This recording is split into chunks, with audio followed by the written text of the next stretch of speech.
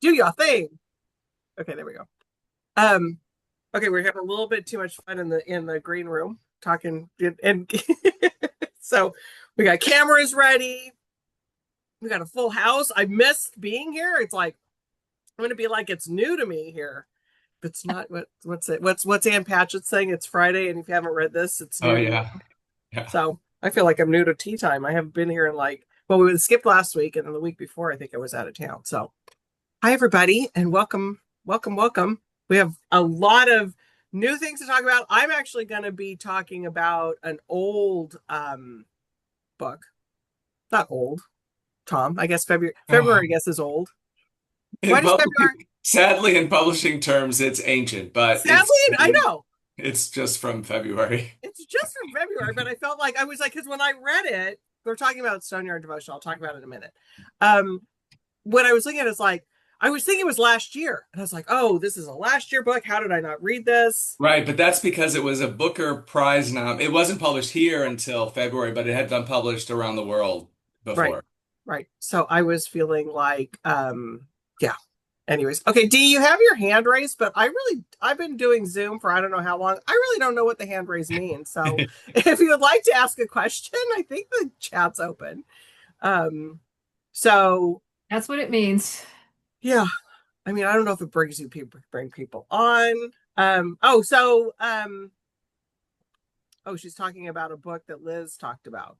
Original Uh Daughter. Oh, oh that's yeah. It's going very well. And she's just darling. She's so She's great. just all over and just so excited about everything. She is. And Julia, I got the book I think that you sent me, something about guilt. The Book of Guilt. Yes. not something about guilt. The Book of Yeah. Guilt. The Book of Guilt. Can't wait. That's next on my list. Oh, just I mean, you have to have a partner to read it with because you gotta talk about the ending once you Well, finish it. you're gonna be my partner then on this. Okay. I'm sure Got that just saying. Just gonna put you in on the partner on that one because I love all of our books, but it's like sometimes I'll read things and not everybody reads them like when I do, so it's kind of a thing. Although Chris usually does. Chris is pretty good. Every time I recommend something to Chris, she's like on it.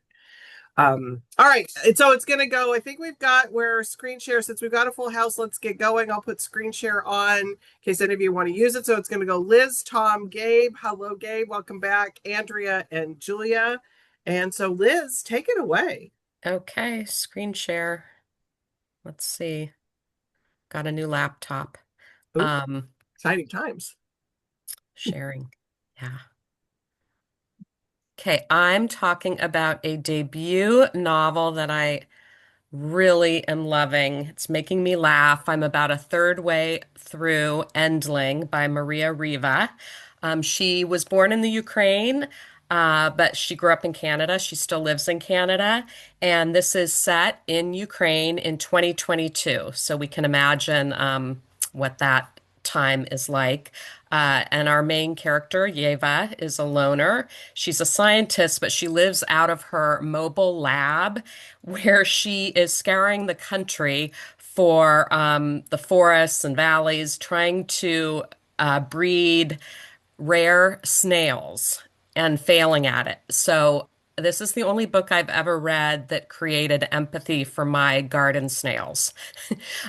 So it's a really interesting storyline because her family wants, she's this eccentric scientist living in her lab. Her best friends are her snails.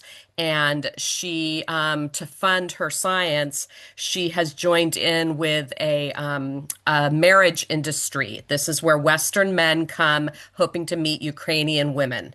And she just goes on these dates. It never goes further than the dates.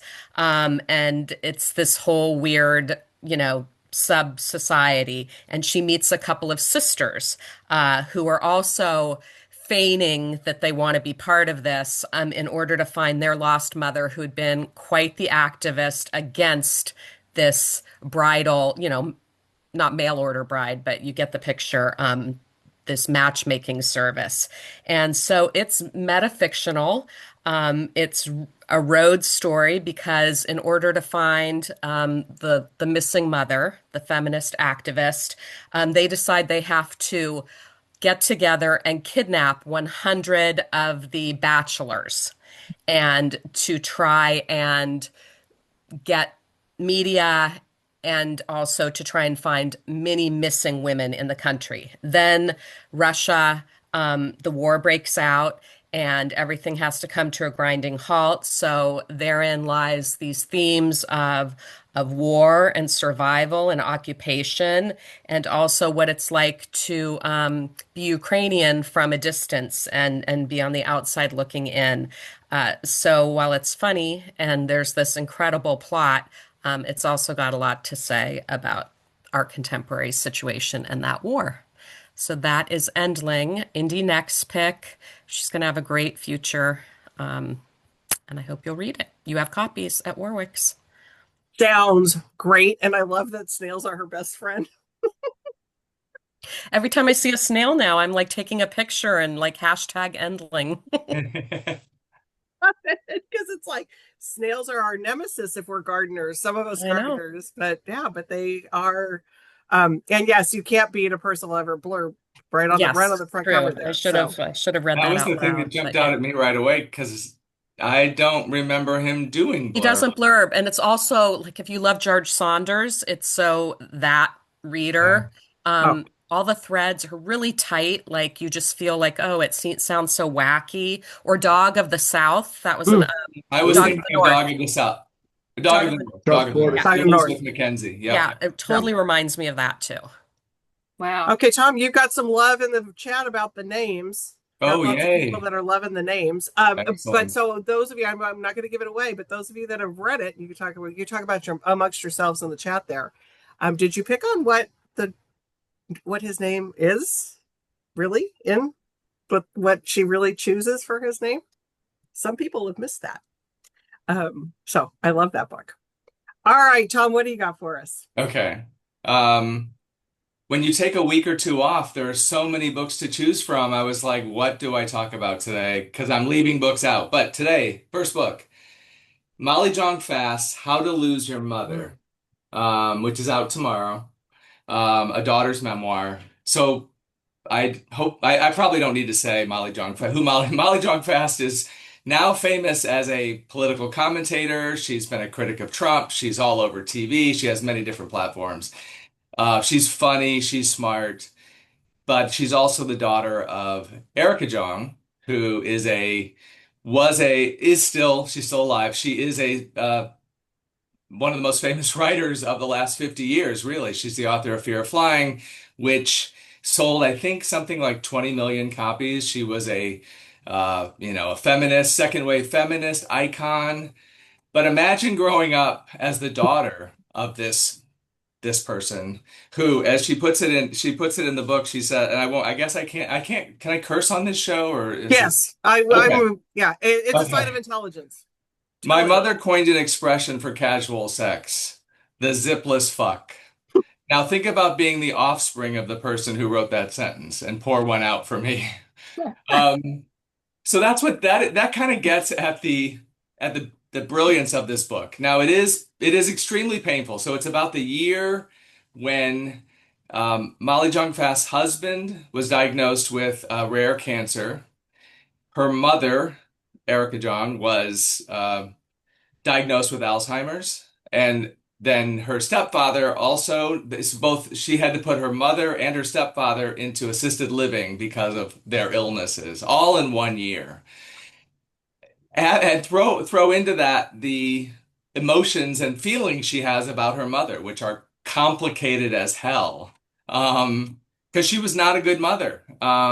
She was all about herself. She would be, it was the time when that book came out. She was on Johnny Carson. She was everywhere in a media that was everywhere. And mostly she cared about herself but it didn't stop her from depicting the teenage Molly in her books, which of course Molly hated. So in a certain way, this is getting even in a certain way. But with a mother who always knew that she would be the subject of her daughter's writing at some point. There are countless quotes from Erica Jong where she says exactly that. And 30 years ago, she said, "I can't wait for her to tell her side of the story, even though it won't be soft on me. It's hers to tell, not mine." So the book is really it's a brilliant mother-daughter memoir. It's funny. That's what the pain is there, but it's really funny throughout, somehow, through all that's going on. Um, so this is going to be a very buzzy book all summer long. I think it's going to show up on a lot of lists.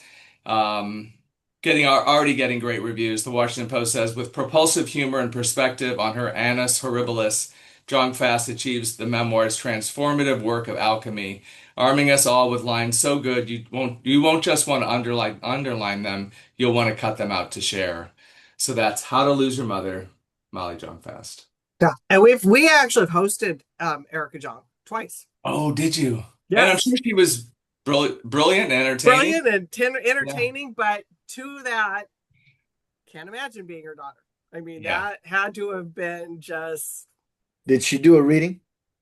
she did actually. I had lunch with her in 1998, Oh my 89 God. and 90, and she did a reading. Yeah. And I don't know, there was about 14, 18 words for the male member in the little 3 pages that she read. It was something. Any Woman's Blues was that book, if anybody wants to go get it. There you go. I don't know if Reading. it's still in print. A dramatic reading. Yeah. So anyway, so yeah. That and Molly is she's become quite the voice in this Yeah. in a good way. All right. Okay, Gabe. Already? So I'm kind of tardy to the table. I'm probably going to be doing books that probably somebody's already done. I just thought of it today. And two of those books are Macmillan's, and I know what a good rep Tom is, so I didn't notice that till it was too late. Macmillan, I mean Macmillan, Penguin. Penguin. I was like, All wait a right. minute, Tom's got a new job? Things A move $40 quickly. million deal. Exactly. Taylor Jenkins Reid, here he comes. I'm still reeling. 40 million for that. God Yeah. bless her, but Yep. so I just want to give a quick shout out to my girl Erica Young, my girl Jessica Anya Blau. This is her fifth, sixth book, the immediate book after Mary Jane, and it is called Shop Girls. And I have talked about Jessica before, I'm pretty sure, because she had a book. Well, I definitely talked about Mary Jane, and I may have talked about her previous book before that. But she is a lot of fun. Her very first book, Summer of My Naked Swim Parties, was like a mid to late 70s setting. She was like a really young teen in the world of Southern California, and I loved it because it was like my life growing up. She just took this portion of my life, of her life, and she just told it so well. I think there's plenty of people can write, plenty of people can tell a story, but when you catch that feel, I just thought she did that really terrifically. And then in this book, she's exploring the 80s. It is the end of retail as a place where you could possibly make a living. She's working at the protagonist of this book is working at iMagnins in San Francisco. It is 1985. She did not go to college, but she's getting quite the education at Magnum from the customers and from the other women at the cosmetic counter, et cetera, et cetera. So she's 19. She's the new kid. I don't know. I mean, that world has changed so much. It's 40 years. I was just thinking, it doesn't seem like that long ago, but 40 years ago, uh, department stores were much different than they are now. And I was thinking 40 years before 85 was 1945. It was a huge difference between then and there. So, again, she captures the moment in time really well. It is one of those books that I really enjoyed again because it is a passage, a moment in time that she captures, where your friends are really your tight friends and almost family, and those are the people you depend on. You're living with your friends. You're going out on Tuesday night with your friends and Saturday night with your friends and dancing on ladies' night, whatever. And that's the world that she creates here, and it's all very vivid and very real. So take yourself back to 1985, and those of you who were not there, you'll get a taste of 1985 through Anya. Jessica's really sharp eye for details, and she tells, as always, a fun story. Her characters are always lively, and her protagonists always um, quirky, strong female protagonists who are finding their way. And in this case, we have, I won't say too much about it, but a couple of things come along as she's getting comfortable in her new gig and her new life that rocks her world. And then she's got to readjust and start understanding what being a grown up is all about. So I'm always a fan of Jessica's, and we'll hear about her again for the next book. I loved Mary Jane, and Magnets is where, because so in LA, I grew up in LA, but we had an I Magnets. That's where I got my prom dress and my winter formal dresses. Loved the I Magnet. But this was in the 70s. I knew that. I didn't want to say that. I went to college in the 80s, but the 70s was high school. So yeah, Magnets was great. That was a great department store. Fancy stores. Yeah, it was a really fun store. All right, Andrea, what do you got? Goodness. I'm next. Oh, You're goodness. next. Uh-oh. Okay, sorry. Were you doing other work? Dozed off. No, I just thought Liz was before me, and I never mind. Never mind. I could totally talk about this book, but I'll let you do it. mean, I don't even know, like, well, this has been a day. We had like a power outage in the morning, and so I'm really just still reeling from that. Anyway, yes, I'm glad that you can talk about this book. I just went to her event, her launch, last week. Yeah, it's great. Awesome. So this is The River's Daughter by Bridget Crocker, and get a load of that cover, right? So this is a memoir, but it's written in almost a novelistic style. And it's basically Crocker basically tells the story of her growing up in a rough. She's had a rough childhood, and she's spending time between her mother's home in Wyoming and her dad's home in LA, and how basically she falls in love with the river and water, and finds the meaning of her life by becoming basically a world-class athlete and being a river guide. And basically she's traversed like the greatest and most dangerous rivers in the world.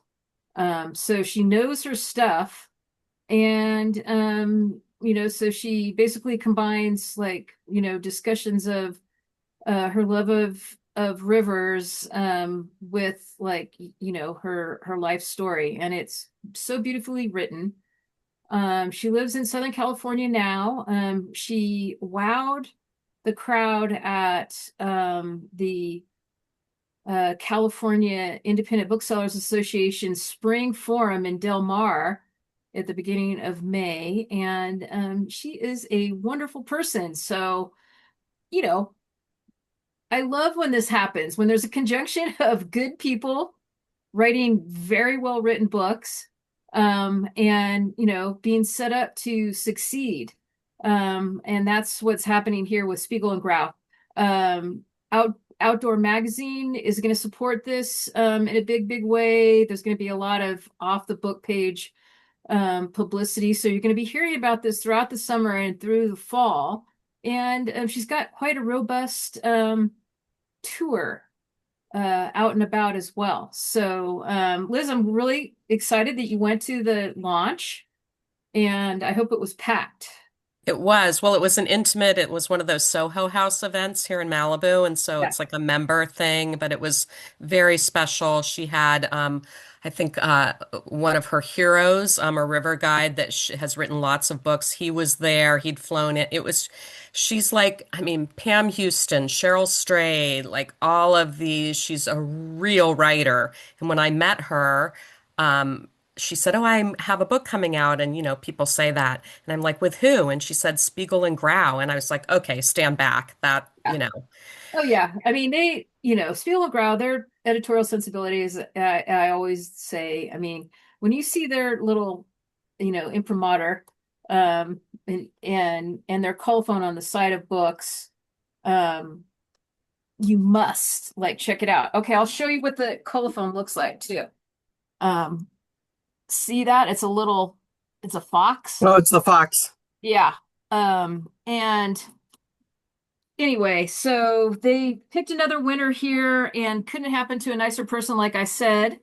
And thanks for supporting her work. If you know anybody who would be interested in this book, it'd be a nice gift, but also just the writing is so gorgeous, even if you have never put your pinky in a rushing river, you'll still love this book. Love it. Love it, love it, love it. Okay, thank you, Andrea. All right. And I just so you know, y'all, I'm getting my hair done tomorrow, so it's driving me crazy. So I've been looking at it and I haven't been able to stop looking at myself. So it's like, yeah. Okay, Julia.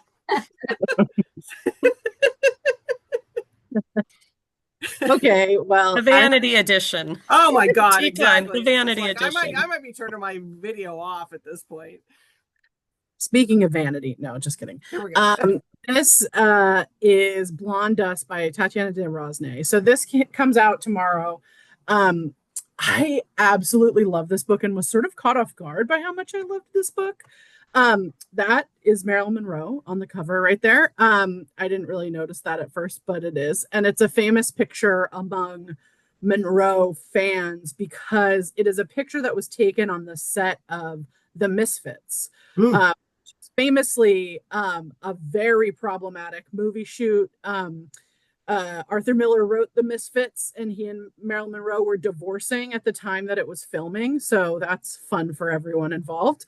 And then this was Marilyn Monroe's last movie as well. And so this book takes place during the filming of The Misfits. The Misfits, it was also Clark Gable's last movie. I think it was. It was. And then there's like another very famous actor who I'm just going to forget that it was like their second to last movie or something. It was like a pretty fraught. Was it Montgomery Clift or no? Montgomery Clift. You're right. Yep. But so this takes place at the Mapes Hotel in Reno, Nevada, which is a hotel that was demolished in the 90s. And it starts off at that demolishing like ceremony or whatever. I don't know. I don't know what to call that. But one of the housemaids that had worked at the hotel sort of comes back and she remembers this story. And the story is that as Marilyn Monroe is sort of crashing out during this time period, and she really was not doing well mental health wise, she became friends with this housemaid. And so it's this fictionalized sort of story of this friendship between these two women and sort of what they give each other. In ways, it sort of reminded me of Jess Walters' The Beautiful Ruins, if you read that a number of years ago. But it's got this gorgeous backdrop of Reno, Nevada in the early 1960s. It is just a stunning book about sort of women being there for each other in times of need. It's not exploitive of Monroe at all. I feel like that often is the case when there are fictionalized versions of her, but it sort of gives her a lot of depth and a lot of nuance in the fact that like her life was sort of falling apart at this moment and it never really came back after that. And so this is just a beautiful novel. Tatiana de Rosnay did Sarah's Key, which a lot of people read and loved. But this book, like I said, it's gorgeous. If you're like me, if you love Reno and love sort of older tales of the West, it's got that, they're at Mustang ranches and things like that as well. But it is just a really gorgeous novel of these two women and their friendship. Awesome. And I'm glad you brought up Sarah's Key because I wanted to remind people of that too, because it's just like her writing is incredible. Yeah. Oh, thank you. Yeah, there we go. And that cover is incredible. I think. Cover is really good. Maybe it's the Marilyn photo, but then with the horses. With the horses and everything. Right. Yeah. Super good. Okay. Lots of good books today. My goodness. All right. So, Liz, we're back to you. I just rewatched The Misfits. That is a really intense movie. I had forgotten. Okay. So, what's not too intense is I'm not that great at segues. is Edward Hirsch's memoir in couplets, in these sort of short prose pieces. Edward Hirsch is an amazing poet and prose writer too. He's been a MacArthur Fellow. He's won the National Book Critics Circle Award, over, I think, almost 20 books. He's now president of the Guggenheim Memorial Foundation. But this is a nostalgic look at his childhood, dark comedy, and he dedicates it to his sister, Leanie. And he says, "We lived through everything together. We share a sense of humor and a history. She has vetted my stories, but she also remembers our childhood as traumatic. I prefer to call it otherwise. Her way was more expensive. It required psychoanalysis." So he was just on Morning Edition with Scott Simon, and they had a great conversation about this book. And here he's remembering his childhood in Skokie, Illinois. It was an aspiring middle-class Jewish family with these kind of hardcore American values, but also full of wit, which really forged his poet, his coming of age as a poet. His parents divorced when he was 2 years old, and though he didn't know it at the time, the suburb they moved to in Skokie had been advertised as welcoming to Jews. And he told Scott Simon that he has learned that about 58% of the population was Jewish, and he did remember around 7,500 Holocaust survivors. So he remembered seeing people walking down the street carrying bialys and with numbers on their arms. So although this is almost like stand-up comedy poetry, of course, the background is serious, and he really just wanted to capture the people around him when he was growing up.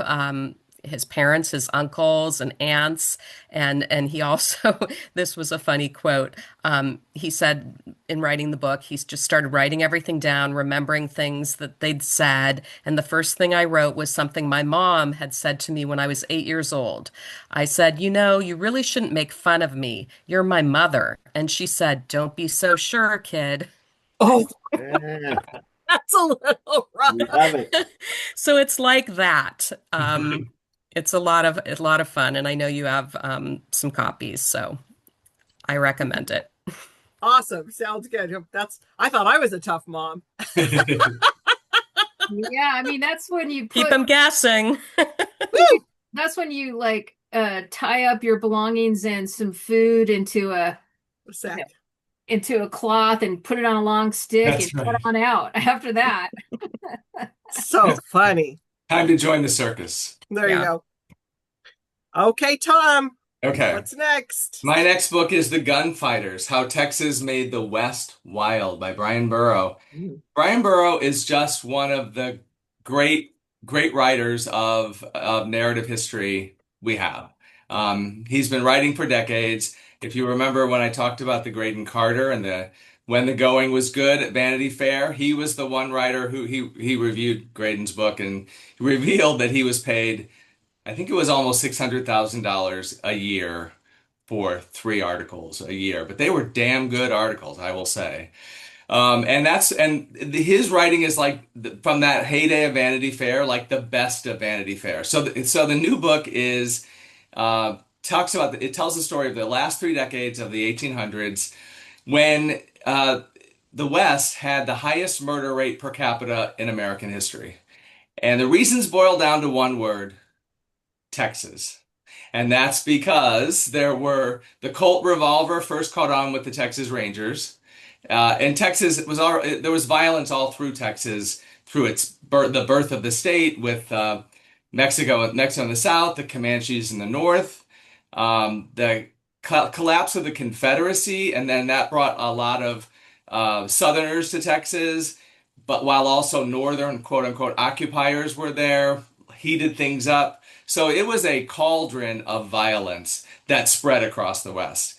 And so he's telling the stories that many of them we've heard. All the famous figures are here: Wild Bill Hickok, Billy the Kid, of course, Butch and Sundance. But so much of what we think we know is not true. It's lies. But he's here to tell those. They're still great stories. The truth is just as great as the fiction would have been.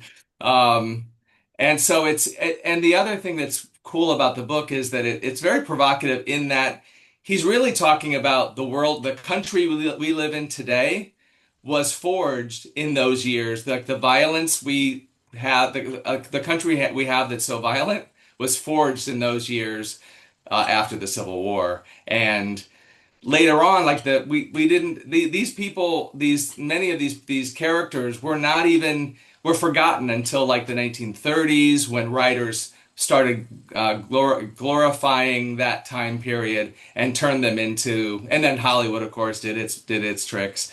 But it's fascinating history, really entertaining. The man knows how to tell a great story.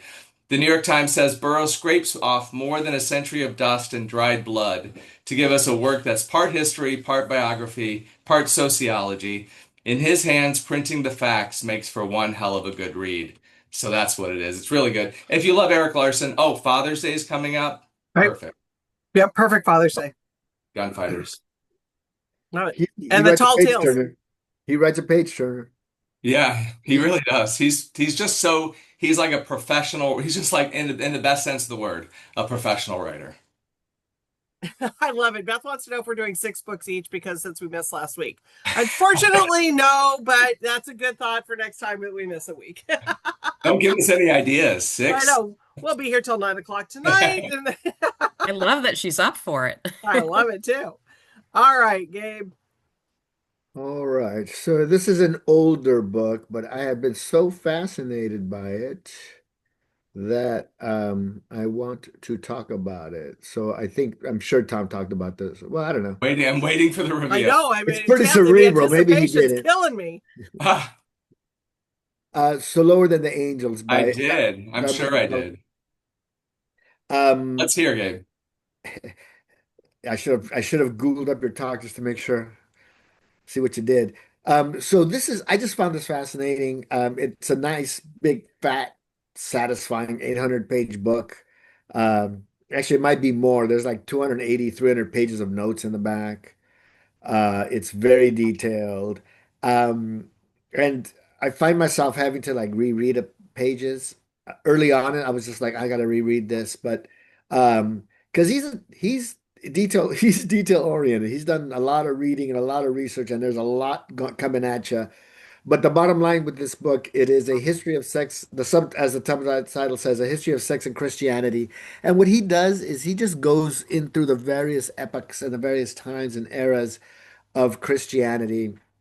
Probably between 12 and 1000 BCE was when Christianity started, or the Jewish Bible started getting discussed, and that started being a conversation. Those culture building books like the Iliad and the Odyssey in Greece were about 800, 900 BCE. So the society was forming. So this takes you way back there into the early words of the Jewish Bible and interpretations and various interpretations of um, uh, the so-called sacred text and the word of God as it's been passed down. There have been, so like for example, like in the 740 BCE, there was a big cultural shift as the Greek influence came in, and the telling of the Bible became more of a commentary and more of a guide of living than a series of documents that were compiled. So they took on a different form, and they were looked at by different scholars of the time, or not even scholars, the religious of the times, and they started making decisions. And I trying to understand their universe through God. So it caused all kinds of problems, all kinds of commotions, all kinds of. There's a guy called John something who apparently wrote more about sex than Sigmund Freud. Saint Jerome was writing about he was very anti-homosexual, and but like Jesus never talked about homosexuality, never talked about masturbation, never talked about abortion, never talked about a lot of things. So all these ideas that are now fluttering through the world of Christianity are all man-made, um, crazy, uptight, self-loathing homosexuals of the ancient times through the Middle Ages, misogynists. Saint Jerome was telling women, he was preaching against women and their avarices. So he was like, he literally, there's a quote of him telling a story of him telling a woman, her husband died, and what's a woman going to do, right? You just get remarried because you don't have anything in those days. And he was like, you shouldn't get married. You don't want to get married for the right reasons. You just, it's just going back to a husband is like a dog going back to its vomit, eating its vomit, and another baby is just more poo to clean up. So there's really ridiculous crap like this in these conversations that were had. I mean, one of the conversations that was had was which orifice did the Holy Spirit enter Mary to impregnate her with Jesus, That's the level of conversation that these people had. They weren't very sophisticated. Um, and so we go through time and even, the he attacks post-World War II Christianity. Doesn't attack it, but points out post-World War II Christianity has been late on women's rights, on gay rights, on so many issues, all because of these varying uh, interpretations and reinterpretations of the Bible. I mean, it's basically a Aramaic Jewish manuscript, but it was influenced in like I said, somewhere about 700, 600 BCE by the Greeks. So what we read now is stuff that's been mixed with Greek beliefs and Greek mythology. So there's a lot of back and forth. So ultimately, um, what I came up with at the end of this is that it's all bullshit and it Yes. is all made up and it is all perverted by through thousands and thousands of years. 3,000 years of this religion of when you call the Christian Judeo pantheon together, the 3,000 years. Um, these messages have been twisted and turned around, and they don't necessarily uh, are geared to creating a good life. I mean, part of the reason we have the Christian family good Christian family values is actually a conscious marketing effort of sorts that was taken on because of all these ridiculous, again, which orifice did the Holy Spirit get into Mary with? All these ridiculous conversations to take him away from the smutty and the speculation of how was Jesus' father a cuckold? Was Joseph cuckolded, or then is that a sin? Blah blah blah. So these inane, ridiculous conversations that have been had through the thousands of years. Um, to what end? Here we are, still having these conversations. So much ado about nothing. It's like I read a whole bunch of stuff and it was like, damn, that's all that came down. That's the message, literally.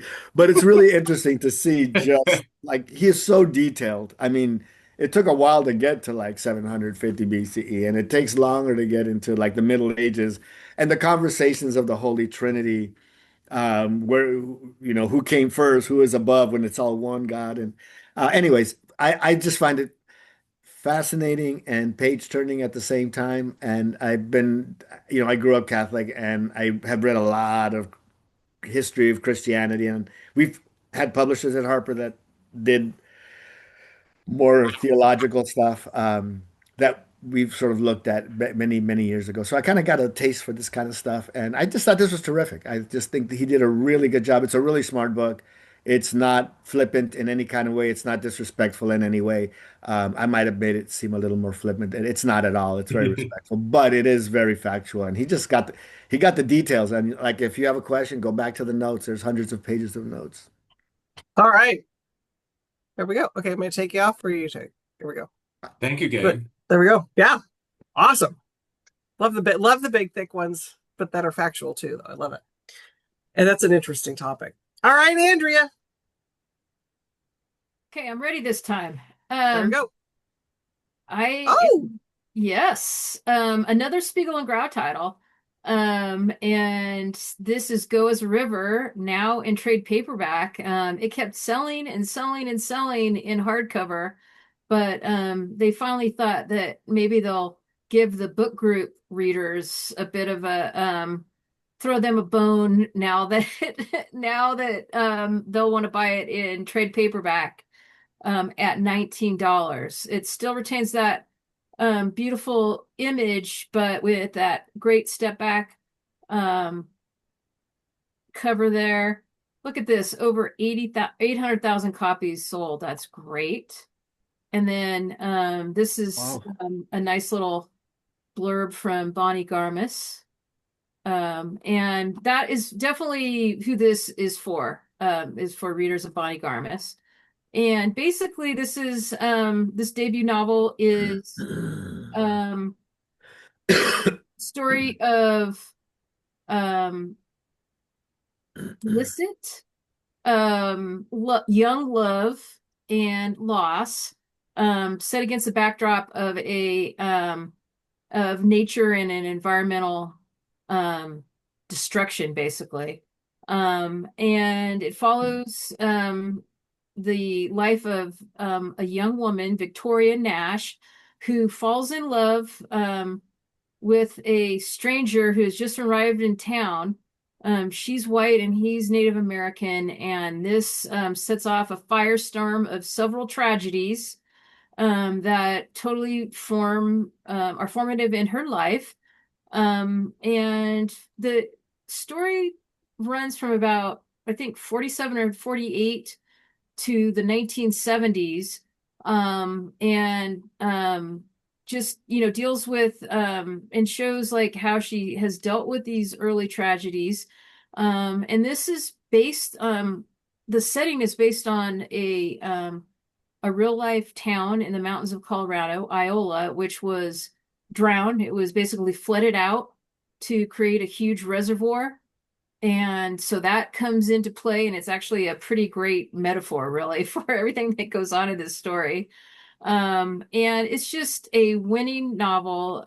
It has a lot of fans out there, and we're happy to see it now in trade paper. And we think it's, just going to sell like gangbusters, because there's going to be a lot of people that are going to want their book groups to read it, even though they've read it. They're going to want to buy it for friends if they've already read it, and give this as gifts. And it's just really beautifully written.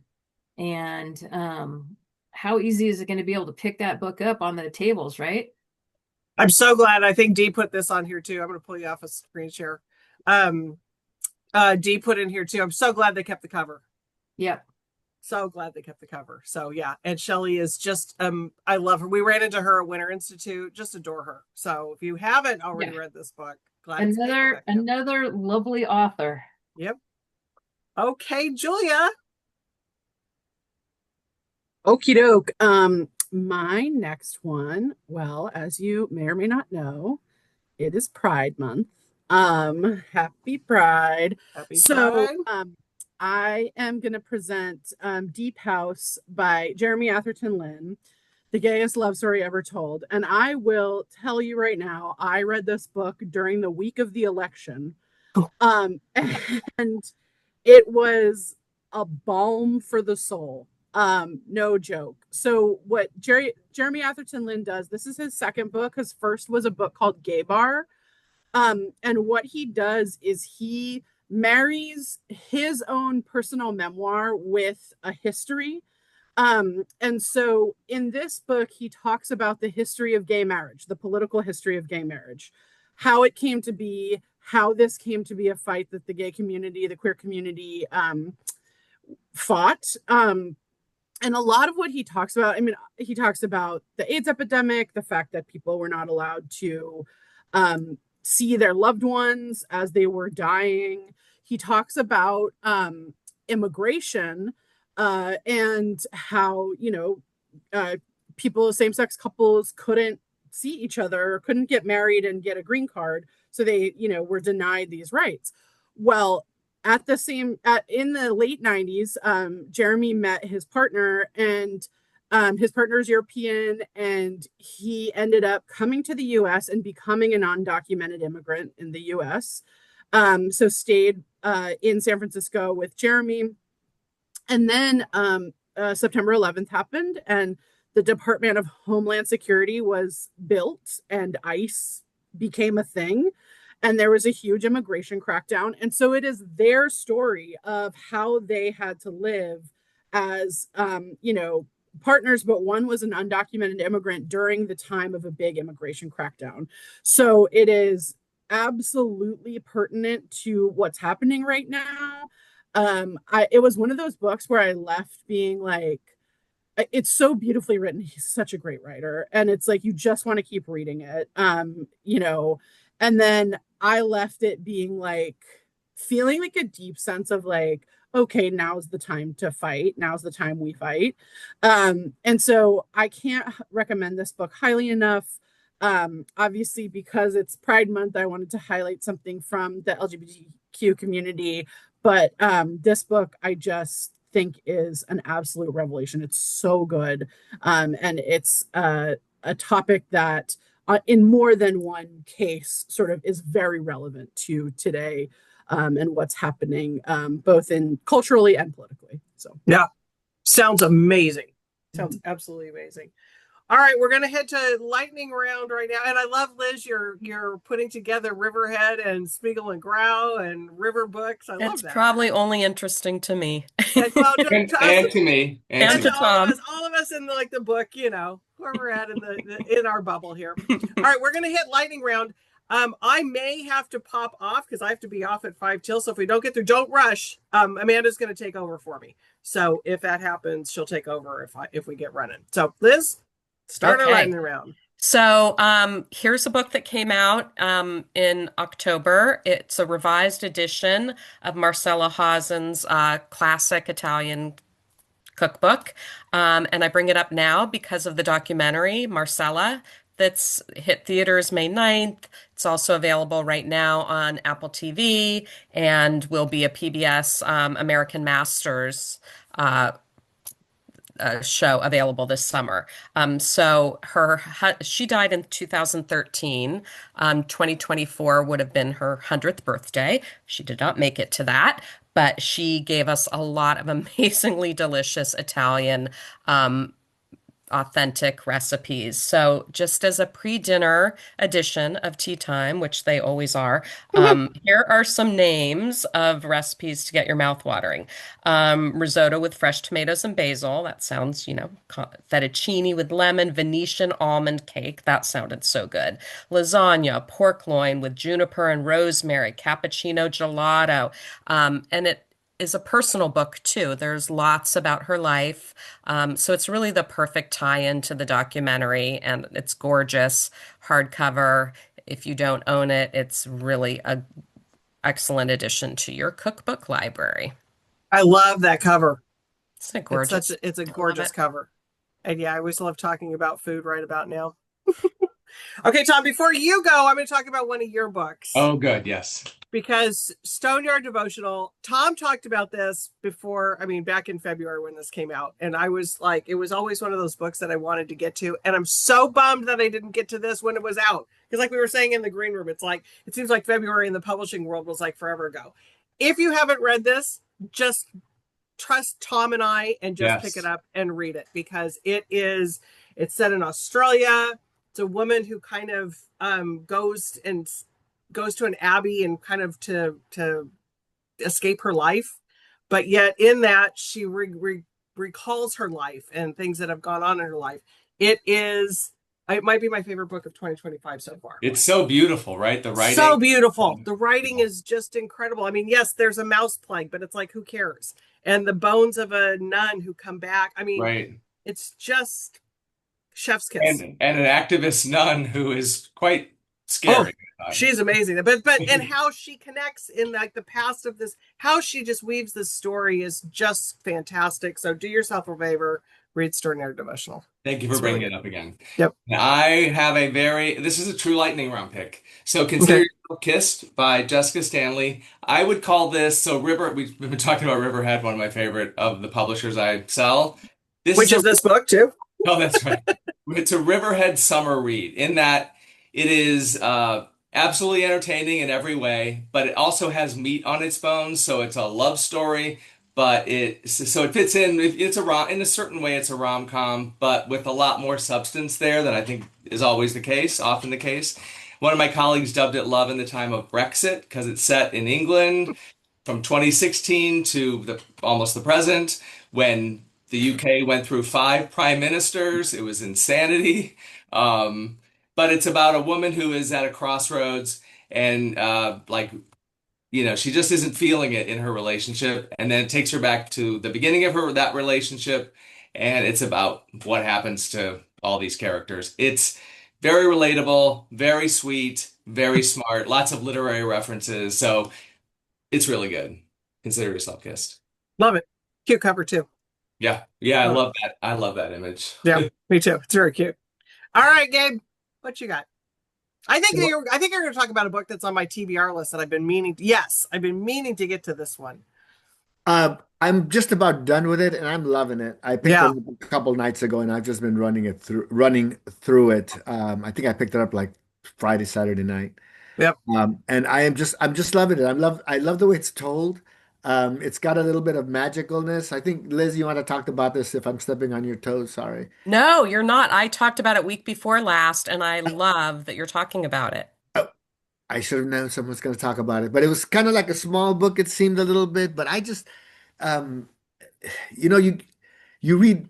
I literally said, and I love Irish novels a bit forever and Irish writers. I'm like, I'm not going to read another Irish novel, and I think the last Neil Williams was going to be it for a while, and I'm going to read something else, and I picked this up, and the jacket just got me. I thought it might be Neapolitan. Anyways, I thought, look, something Italian, and I picked it up, and it's like, and then I was hooked. And the telling of it is so much fun. There's a narration, an omnipresent narrator that sort of you could hear the voice. I mean, it took me back a little bit to that movie, the Banshees of Inisherin, the Gleason and Colin Yeah. Farrell movie, which that's such a great team. Because that had a message too. They had the war going on in the background that they couldn't see, that didn't affect them. And these people are this isolated little village. The little boy comes up from the sea in this half-cut plastic barrel lined with foil, and he's immediately beloved by the community, but he's almost immediately adopted by a family who already has a kid who is obviously resentful, even though he's very young. The resentment seemed to last. But just the way it's told, the characters are great. It's warm. That voice that just kicks in and picks up the pieces and leads you on. It's very cinematic in its way. You could just see the scenes. I think just the writing was so nifty and neat, and it doesn't seem. It's like when you read Don Winslow, it's like, God, every sentence took him like 20 hours. It's like, who writes that shit, man? It's just like you can't speak like that and get away with it. But he makes it work. In the hands of somebody else, it sounds, lazy and trite and cliche, but it's such a simple pickup read novel that I think has a lot of bang for its buck. You feel good when you're reading it. The young boy is got this magic around him, this aura that people come up to him and they want his blessing.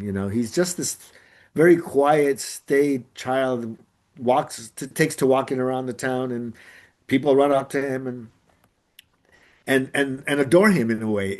It's uh, I don't want to call it a messianic kind of a novel, but I think there's a lot going on here. I think I should have maybe started reading a little slower, but I can't say enough. Lot of fun, great Irish novel, but you're going to be done with it in a couple, 3 sittings. I think it's that good and that much fun and warm. And I'm so sick of, I turn on the TV and there's people grabbing people off the street in my city. I open up the TV and there's conspiracy theories sprouted by the president. It's just such a disgusting time right now and such sickness out there. And you pick up something like this and you're just like, it's a book about hope. Yeah. It's a book about hope is what I felt this book. And it brightened up my inside. It didn't take away any of the garbage that's happening, but it did for a while. It's been filling me up. And I think there's a power to that. I'm really touched by this book.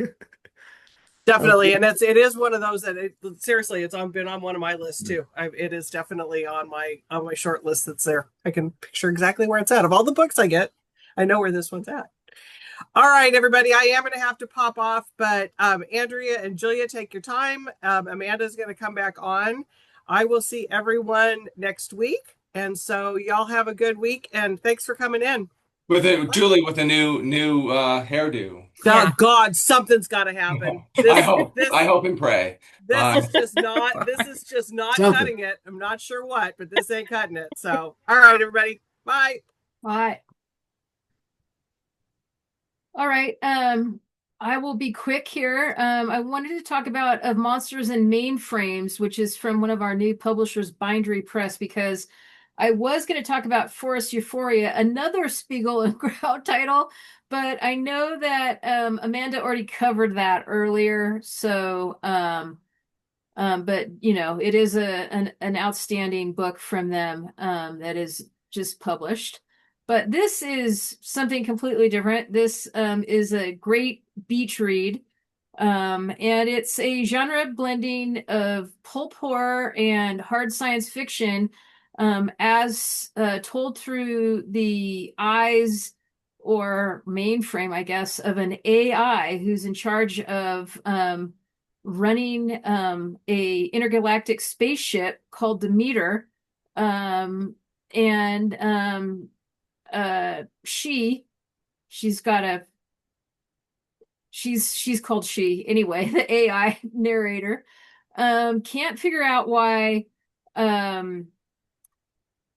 vampires, werewolves, and an ancient Egyptian god who turns out to be an alien keeps on murdering all of the passengers on a long space trip to the Alpha Centauri region of the universe or the galaxy, I guess. And it's just really fun, super campy. And it's one of our favorite reads on the spring summer list. And like I said, it's perfect for a summer read in trade paperback at $18.95. So there you go. Incredible cover. Yeah, it's great, isn't it? Your jacket.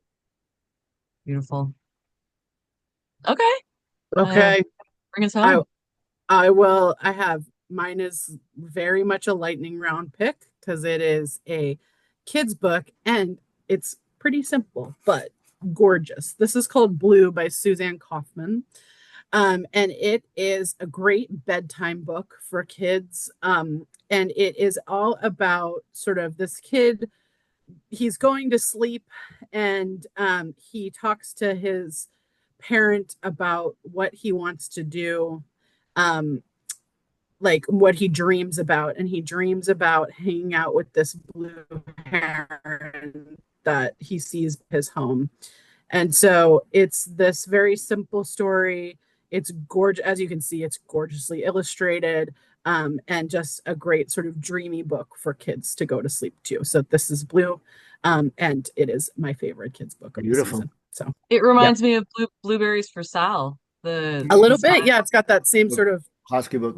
Yeah, it's really an old school like Leo Politi or Don Freeman or Yeah, it's a Love good that. throwback for sure. Yeah, Yeah. definitely.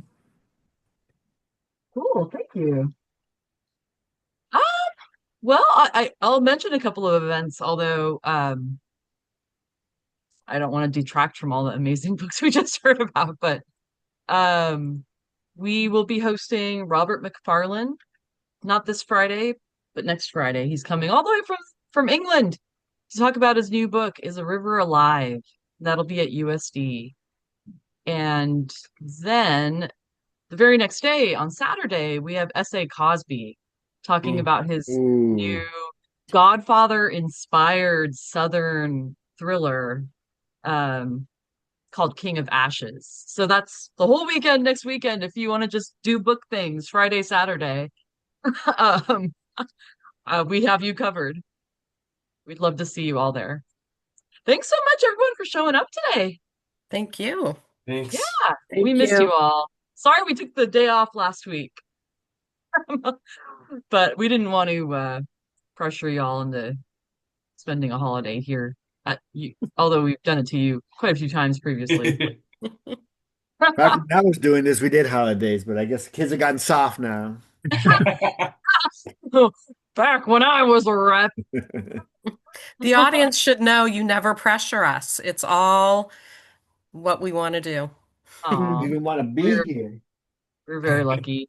Yeah. And thanks everyone for attending today. Hey Liz, before you go, hey Liz, can I bug you for a copy of Deadwood? Do you might have a Yes, I was ready for thinking me? of Deadwood when we were talking about Gunfighter. Yeah, Yes. yeah. Deadwood, what's that? Bonus book. It's a history of Deadwood Oh, cool. coming out in a few months. Yeah. Shoot 'em up. Oh, it's already coming. The summer title. I think it's a summer title. Yeah. Ooh, I just saw Oh, it. okay. If you let me have a grab that galley, link. otherwise I can try to track it I down. do somewhere in my stacks. Thank you. You could send it to Deb's address. Or a finished copy I'll send you. I'll send it to Warwick's. You could send it to, where'd you send Deborah? Did you send Deborah stuff at home or to, you Yeah, could I think send, I have the home address too. Yeah. you could send it to Deborah's All right. addresses. Very good. I'll see her Dee, once in a while. everyone. Thank Dee you. Dee might be interested in Deadwood as well. Okay. Since See what Dee was saying that their favorite book is the Zane Grey, right? Oh, Oh, Lonesome Dove, right? Yeah. okay. Okay, cool. Yeah, the Okay, more bonus book. Thank you all. Bye. Thanks. Good seeing Bye. everybody. Bye.